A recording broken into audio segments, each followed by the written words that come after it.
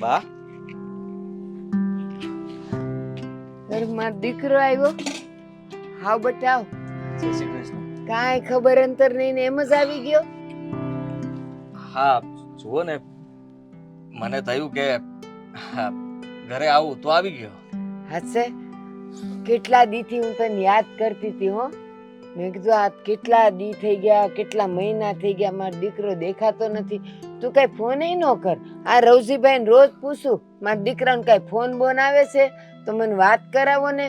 પણ ઈ એને પાછું દેહમાં જવાનું થયું. નહીં તો હું તને ફોન કરત. તું મને નંબર લખીને દઈ ગયો તો ને, તો મારે ફોન તો કરવો જ તો તને. હા બા, જુઓ ભૂલ થઈ ગઈ મારી.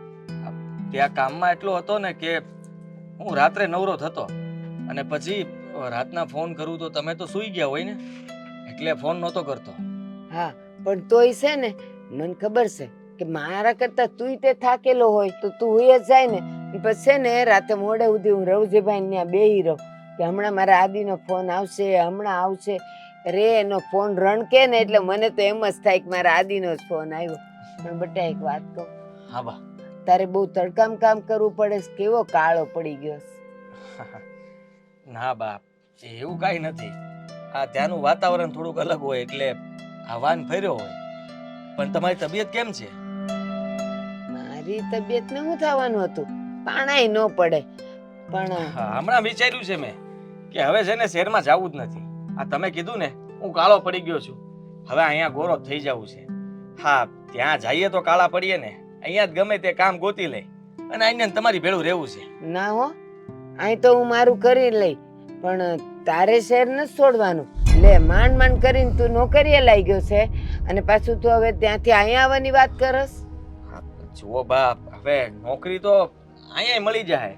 અહીંયા નજીકમાં ગમે ત્યાં જઈશ ને તોય તે કાંઈક તો ફેક્ટરીમાં નોકરી નહીં મળી જાય તો ત્યાં કરીશ. હા, રોજે જઈશ, અપડાઉન કરી ને વહી આવી.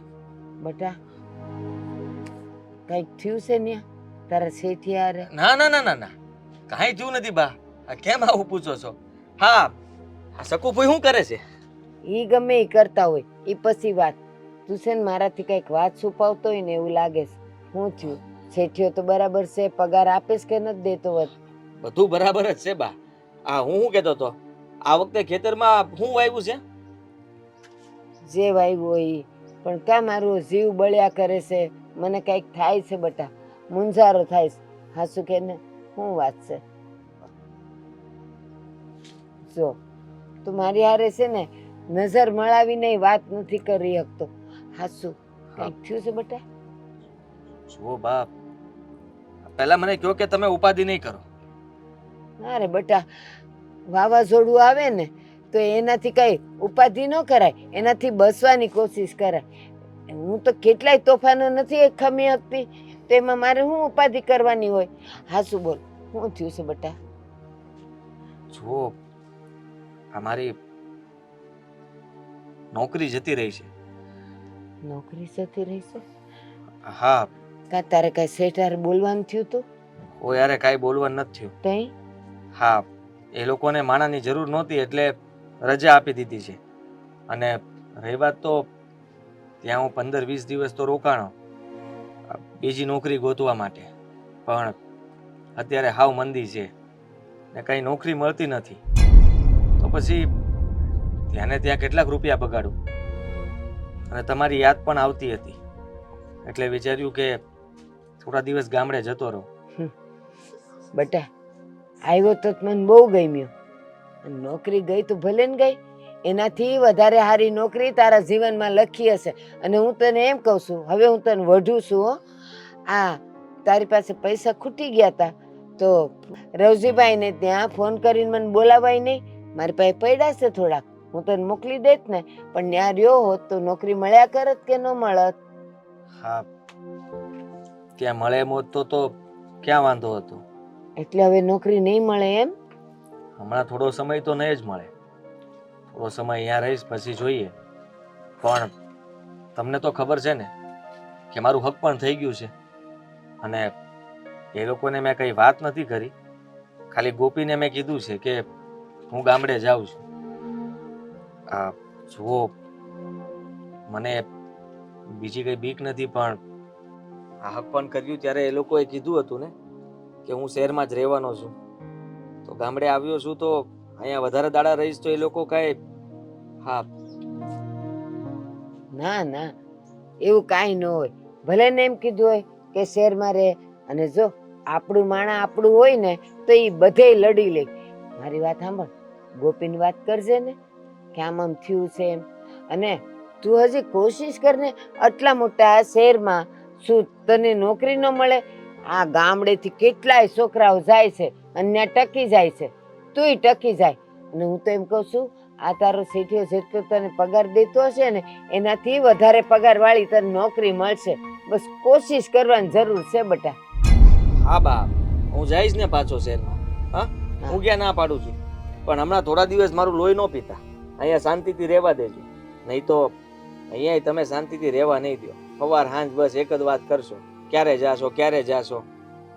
બેટા, છોકરાઓ કોઈ દી માને નડતા હોય અને હું કઈ તારું લોહી પીવું છું? ના ના, મને તો તારી પાતીની ઉપાધિ થતી હોય બેટા. અને તું જરાય ઉપાધિ કરમાં. એ અહીં બેઠો બેઠો તાર તો ફોન ઉપર એ વાતું થાય ને, તો તારા દોસ્તારો હોય, તારા કોઈક બીજા હોય ને એની હારે અહીં બેઠા બેઠા તું તારે વાતું કરજે ને તને નોકરી મળી જાય. એ આવ્યો છે ને તો થોડાક દી રે મારી ભેળો, હો ને? સારું બા. હા, જા હવે વાડીએ જઈ આવ. અને હા, ઓલો તારો ગોઠિયો આવ્યો છે રમલો, કેતો તો ઈ મને કે આદિયો ક્યાં છે? મેં કીધું ભાઈ એ તો શહેરમાં છે, તો એ આવ્યો છે થોડાક દી, જાય ને મળતો આવ. હા, મળી અને લેવાનું. અને રોટલા ને શાક કરું છું, હાલશે ને? અરે જે બનાવો એ હાલ છે. હારું હારું.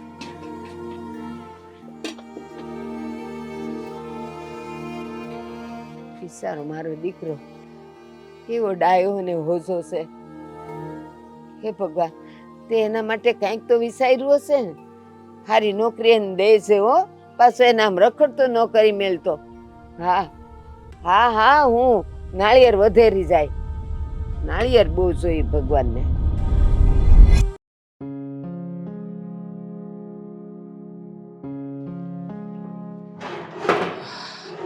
અરે બેન, શું બનાવી રહી છે? આજ તો તારું પ્રિય શાક બનાવવાની છું.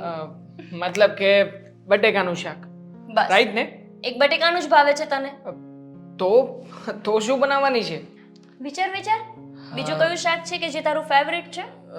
બીજું તો કોબીનું શાક બનાવતી હશે, રાઈટ ને? હે ભગવાન, ભરથું બનાવું છું, ભરથું તારું ફેવરિટ. જો કરીને રીંગણાનું ભરતું મારું ફેવરિટ છે, ના નથી પાડતો, પણ હમણાં 2 દિવસ પહેલા તારી ભાભીએ બનાવ્યું હતું. એટલે મારો વાંક? સારું, આ છે ને જ્યારથી ભાભી આવ્યા છે ને આ ઘરમાં મારી વેલ્યુ એકદમ ડાઉન થઈ ગયું એવું લાગે છે.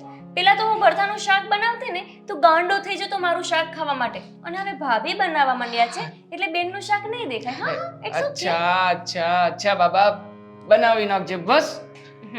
પણ હું તને શું કહેતો હતો, હા, તારી સગાઈ કરી છે એટલે કે મારા થનારા જીજાજી, એનો ફોન આવે છે કે નહીં હમણાંથી?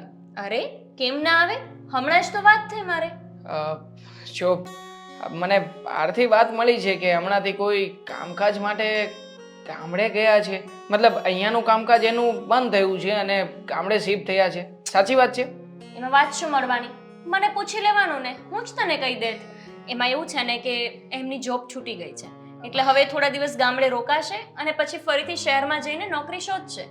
હવે તને તો ખબર છે અત્યારે માર્કેટમાં કેટલી મંદી ચાલી રહી છે. ગમે એટલું સારું કામ કરતા હોય ને તોય તે સ્ટાફમાંથી કોઈને ને કોઈને તો નીકળવું જ પડે છે. તો એમને કાઢી મૂક્યા છે એટલે હવે નવી જોબ શોધવાના છે. શાની નવી જોબ શોધવાના છે?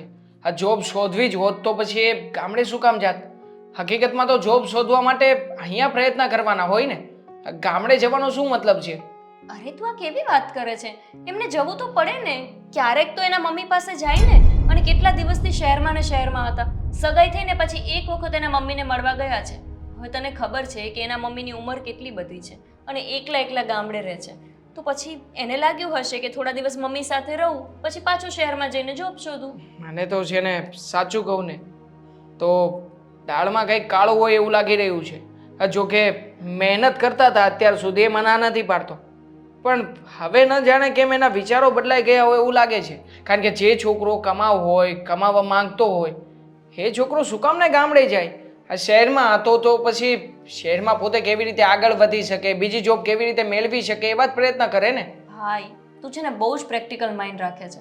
આમ થોડું ઇમોશનલ થઈને વિચાર, એના ઇમોશન્સને તું સમજતું કે એ માણસને ક્યારેક તો એવું થાય ને કે હું મારા મમ્મી પાસે જઉં. તને ખબર નથી એને એના મમ્મીના હાથનું જમવાનું કેટલું ભાવે છે. દરરોજ મને ફોનમાં એક જ વાત કહે છે કે હોટેલનું ખાઈને થાકી ગયો છું, મમ્મીને જમવાની યાદ આવે છે, મારા મમ્મીની, મારા ગામડાની યાદ આવે છે. તો ક્યારેક તો જાય ને માણસ. હા, ગામડાની યાદ આવે છે. હવે થયું કે ગામડે ગયો છે, ગામડે મન લાગી ગયું અને ગામડે કોઈ કામ મળી ગયું. જો એ વ્યક્તિ ગામડે રોકાઈ જશે તો? ગામડે શું કામ મળવાનું છે તું જ કે.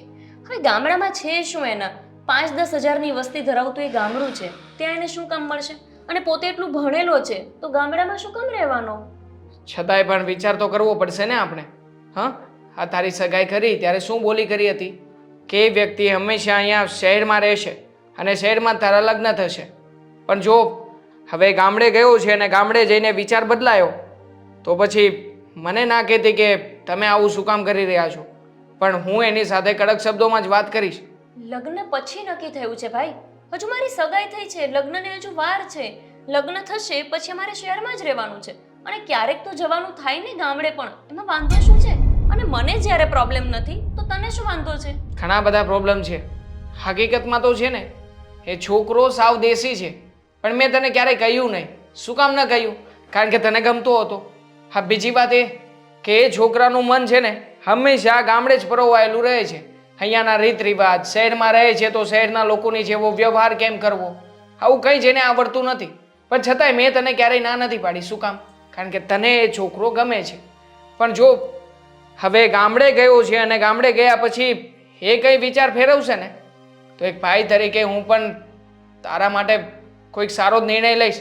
એટલે પછી તું એમ ના કહેતી કે તમે આવું કેમ કરી રહ્યા છો.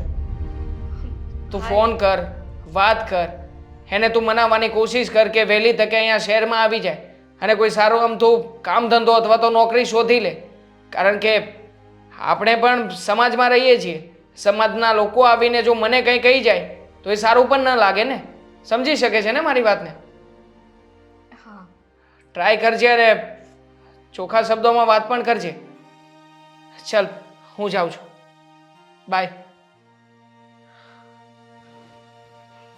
ભાઈ તો જો ગમે તેવું બોલે છે એમના વિશે, મારી બધી વાતને માને છે. અને શું થઈ ગયું એ ગામડે ગયા તો? જાણે તો કેમ એવું લખાણ થઈ ગયું હોય કે સગાઈ પછી ક્યારેય ગામડે જ નહીં જવાનું. ભાઈ પણ છે ને ગુસ્સામાં ગમે તેમ બબડતા હોય છે.